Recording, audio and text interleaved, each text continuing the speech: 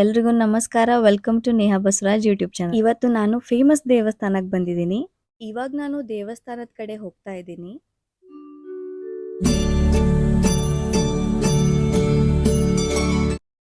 ನಾವಿವಾಗ ಹೋಗ್ತಾ ಇರೋ ದೇವಸ್ಥಾನ ಇದು 5 ಎಕರೆಗೂ ಹೆಚ್ಚು ವಿಸ್ತಾರವಾಗಿದೆ.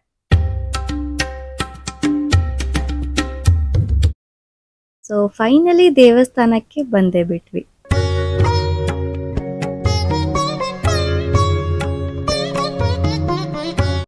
ದೇವಸ್ಥಾನ ಹೋಗೋ ಮುಂಚೆ ದೇವಸ್ಥಾನಕ್ಕೆ ಬೇಕಾಗಿರೋ ಎಲ್ಲ ಸಾಮಗ್ರಿಗಳು ನಿಮಗೆ ಹೊರಗಡೆನೆ ಇಲ್ಲಿ ಸಿಗುತ್ತೆ.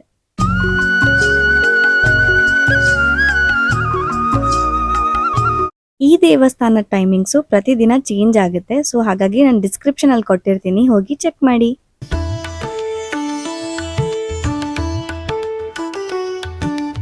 ಇದು ಟೆಂಪಲ್ ಮೇನ್ ಎಂಟ್ರೆನ್ಸ್. ಬನ್ನಿ ಒಳಗಡೆ ಹೋಗೋಣ.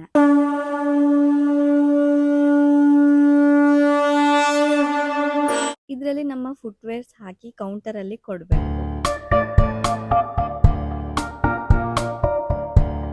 ನೋಡಿ, ಈ ತರ ಹ್ಯಾಂಗರ್ಸ್ಗೆ ಹಾಕ್ತಾರೆ. ಎಲ್ಲರೂ ಅಲ್ಲಿಂದ ಒಂದೊಂದು ಎತ್ಕೊಂಡು ಅವರ ಫುಟ್ವೇರ್ಸ್ ತೆಗೆದು ಒಳಗಡೆ ಹಾಕೋದು.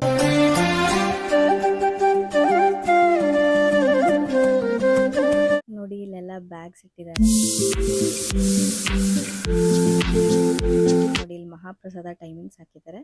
ನನಗೆ ಟೋಕನ್ ನಂಬರ್ 22 ಸಿಕ್ಕಿದೆ. ಸೊ ಒಳಗಡೆ ಎಷ್ಟು ಚೆನ್ನಾಗಿರೋ ಗಾರ್ಡನ್ ಇದೆ ನೋಡಿ. ಇಲ್ಲಿ ಹಿಂದ್ಗಡೆ ಒಂದು ಆಂಜನೇಯ ಸ್ಟ್ಯಾಚು ಮಾಡಿದ್ದಾರೆ. ಎಷ್ಟು ಬ್ಯೂಟಿಫುಲ್ ಆಗಿದೆ.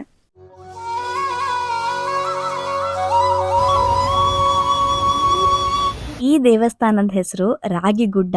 2 ಕನ್ನಡ ಪದಗಳಿಂದ ಬಂದಿದೆ, ರಾಗಿ ಮತ್ತು ಗುಡ್ಡ. ರಾಗಿ ಅಂದರೆ ಧಾನ್ಯದ ಹೆಸರು ಮತ್ತು ಗುಡ್ಡ ಎಂದರೆ ಬೆಟ್ಟ. ಈ ದೇವಾಲಯವು ಒಂದು ಸಣ್ಣ ಬೆಟ್ಟದ ಮೇಲೆ ನೆಲೆಗೊಂಡಿರುವುದರಿಂದ ಈ ಹೆಸರು ಬಂದಿದೆ. ಇವಾಗ ನಾವು ಇಲ್ಲಿಂದ ರೌಂಡ್ ಹಾಕಿ ಮೇಲೆ ಹೋಗ್ಬೇಕು. ಇದು ಗುಡ್ಡಾಂಜನೇಯ ಯಾಕಂತಾರೆ ಅಂತಂದ್ರೆ ಇದು ದೇವಸ್ಥಾನ ಬಂದ್ಬಿಟ್ಟು ಗುಡ್ಡದ ಮೇಲೆ ಇರೋದು. ಸೊ ಹಾಗಾಗಿ ಇದಕ್ಕೆ ಗುಡ್ಡಾಂಜನೇಯ ಅಂತ ಕರೆಯೋದು. ಗೈಸ್, ಈ ದೇವಸ್ಥಾನದ ಹಿಂದೆ ಒಂದು ಇಂಟ್ರೆಸ್ಟಿಂಗ್ ಹಿಸ್ಟ್ರಿ ಇದೆ. ಏನಂದ್ರೆ, ಬಹಳ ಹಿಂದಿನ ಕಾಲದಲ್ಲಿ ಸುಧರ್ಮ ಎಂಬ ಒಂದು ಮಹಿಳೆ ಇದ್ಲು. ಏನಾಯ್ತು ಅಂದ್ರೆ, ಅವ್ರ ಮನೆಗೆ ಒಬ್ರು ಭಿಕ್ಷೆಗೆ ಬಂದಿದ್ರು. 3 ಸನ್ಯಾಸಿಗಳು. ಅವಳ ಮನೆಗೆ ಭಿಕ್ಷೆಗೆ ಬಂದಾಗ ಸುಧರ್ಮ ತಡ ಮಾಡದೆ ತಾನು ಹೊಸದಾಗಿ ಸಂಗ್ರಹಿಸಿದ ರಾಗಿ ಧಾನ್ಯಗಳನ್ನು ಅವರಿಗೆ ಧಾನ್ಯವಾಗಿ ನೀಡಿದ್ರು. ಇದನ್ನು ನೋಡಿದ ಅವಳ ಅತ್ತೆ ಕೋಪಗೊಂಡು ಹೋಗಿ ವಾಪಸ್ ತಗೊಂಡ್ ಬಾ ಅಂತ ಹೇಳಿದ್ರು. ಅವಾಗ ಅವಳು, ಇಲ್ಲ, ದಾನ ಮಾಡಿದ ವಸ್ತು ನಾವ್ ಯಾವತ್ತೂ ವಾಪಸ್ ತಗೋಬಾರ್ದು, ಇದು ಮಹಾಪಾಪ ಅಂತ ಹೇಳಿದ್ಲು. ಸುಧರ್ಮಳ ಭಕ್ತಿಗೆ ಮೆಚ್ಚಿ ಈ 3 ಅವರ ಒರಿಜಿನಲ್ ಅವತಾರದಲ್ಲಿ ಬಂದಿದ್ರು. ಅವರು ಸಾಕ್ಷಾತ್ ಬ್ರಹ್ಮ, ವಿಷ್ಣು ಮತ್ತು ಶಿವದೇವರುಗಳಾಗಿದ್ರು. ಸೊ ಈ ದೈವಿಕ ಸಂಗಮದಿಂದ ದಾನ ಮಾಡಿದ ರಾಗಿ ರಾಶಿಯು ಒಂದು ದೊಡ್ಡ ಗುಡ್ಡವಾಗಿ ಪರಿವರ್ತನೆಯಾಯಿತು. ಆ ಮಹಿಳೆಯ ಭಕ್ತಿ ಮೆಚ್ಚಿದ ತ್ರಿಮೂರ್ತಿಗಳು ಆ ಗುಡ್ಡದ ಮೇಲೆ ಶಾಶ್ವತವಾಗಿ ನೆಲೆಸಿದರು. ಈ ತ್ರಿಮೂರ್ತಿಗಳು ಪ್ರತಿನಿಧಿಸುವ 3 ಏಕಶಿಲಾ ಕಲ್ಲುಗಳನ್ನು ಇಂದಿಗೂ ದೇವಾಲಯದ ಆವರಣದಲ್ಲಿ ಕಾಣಬಹುದು. ಈ ದೇವಾಲಯವನ್ನು 1969 ರಲ್ಲಿ ಕೆಲವು ಯುವ ಭಕ್ತರ ಗುಂಪು ಸ್ಥಾಪಿಸಿದರು ಮತ್ತು 1972 ರಲ್ಲಿ ಇದನ್ನು ಅಧಿಕೃತವಾಗಿ ನೋಂದಾಯಿಸಲಾಯಿತು. ಈ ದೇವಾಲಯದ ಪ್ರಧಾನ ದೇವರು ಶ್ರೀ ಪ್ರಸನ್ನಾಂಜನೇಯ ಸ್ವಾಮಿ. ಇದರ ಜೊತೆಗೆ ಶ್ರೀರಾಮ, ಸೀತೆ ಮತ್ತು ಲಕ್ಷ್ಮಣ, ಶಿವಲಿಂಗ, ಗಣಪತಿ, ರಾಜರಾಜೇಶ್ವರಿ ಮತ್ತು ನವಗ್ರಹ ದೇವರುಗಳಿಗೂ ಇಲ್ಲಿ ಸನ್ನಿಧಿಗಳಿವೆ.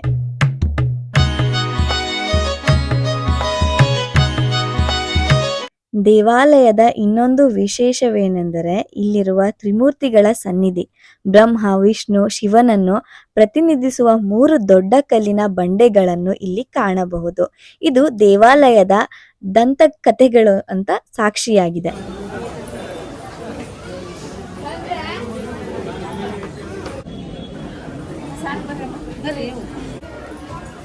ದೇವಸ್ಥಾನದ ಒಳಗಡೆ ಯಾವುದೇ ಎಲೆಕ್ಟ್ರಾನಿಕ್ ಗ್ಯಾಜೆಟ್ಸ್ ಆಗಲಿ, ಮೊಬೈಲ್ ಆಗಲಿ ಏನೂ ಅಲೌ ಇಲ್ಲ. ಸೊ ಹಾಗಾಗಿ ನಾನು ದೇವಸ್ಥಾನದ ಒಳಗಡೆ ಶೂಟ್ ಮಾಡೋಕ್ಕಾಗಿಲ್ಲ.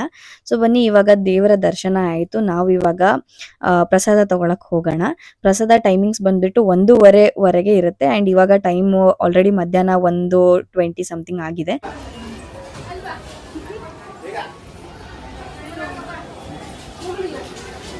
ಈ ದೇವಾಲಯವು ದ್ರಾವಿಡ ಶೈಲಿಯ ವಾಸ್ತುಶಿಲ್ಪವನ್ನು ಹೊಂದಿದೆ.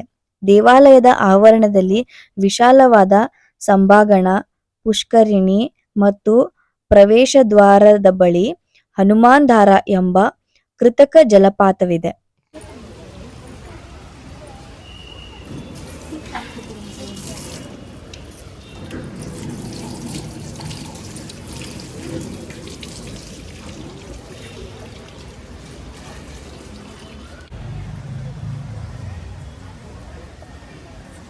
ಈ ದೇವಸ್ಥಾನದಲ್ಲಿ ಆಚರಿಸುವ ಪ್ರಮುಖ ಹಬ್ಬ ಯಾವುದು ಅಂದ್ರೆ ಹನುಮಾನ್ ಜಯಂತಿ. ಈ ಹಬ್ಬವನ್ನು 12 ದಿನಗಳ ಕಾಲ ವಿಶೇಷ ಪೂಜೆ, ಹೋಮಗಳು ಮತ್ತು ಇತರ ಧಾರ್ಮಿಕ ಕಾರ್ಯಕ್ರಮಗಳೊಂದಿಗೆ ಮಾಡುತ್ತಾರೆ. ಈ ಸಂದರ್ಭದಲ್ಲಿ ಸಾವಿರಾರು ಭಕ್ತರು ದೇವಾಲಯಕ್ಕೆ ಭೇಟಿ ನೀಡುತ್ತಾರೆ.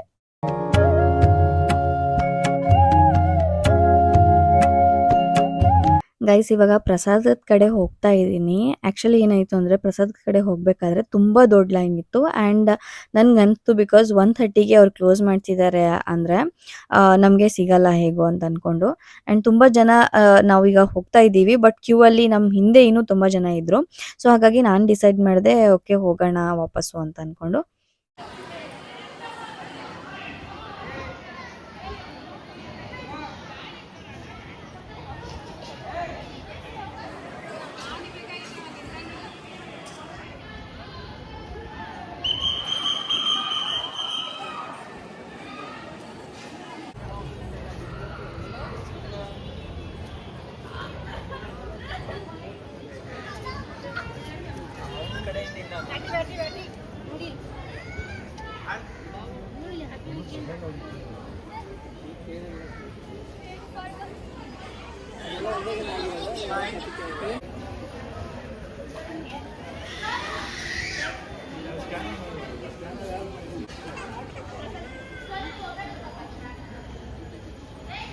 ನೋಡಿ ಗೈಸ್, ಕರೆಕ್ಟು 1:15ಗೆ ಗೇಟ್ ಕ್ಲೋಸ್ ಮಾಡಿಬಿಟ್ಟಿದ್ದಾರೆ. ಸೊ 1:15ಗೆ ಮಧ್ಯಾಹ್ನ ಟೆಂಪಲ್ ಕ್ಲೋಸ್ ಆಗಿಬಿಡುತ್ತೆ.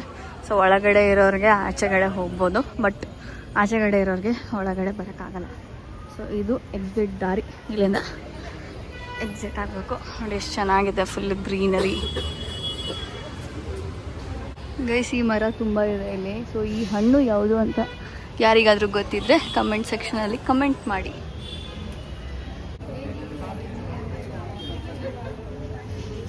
ನೋಡಿ, ಕರೆಕ್ಟ್ 1:15ಗೆ ಕ್ಲೋಸ್ ಮಾಡಿದ್ದಾರೆ.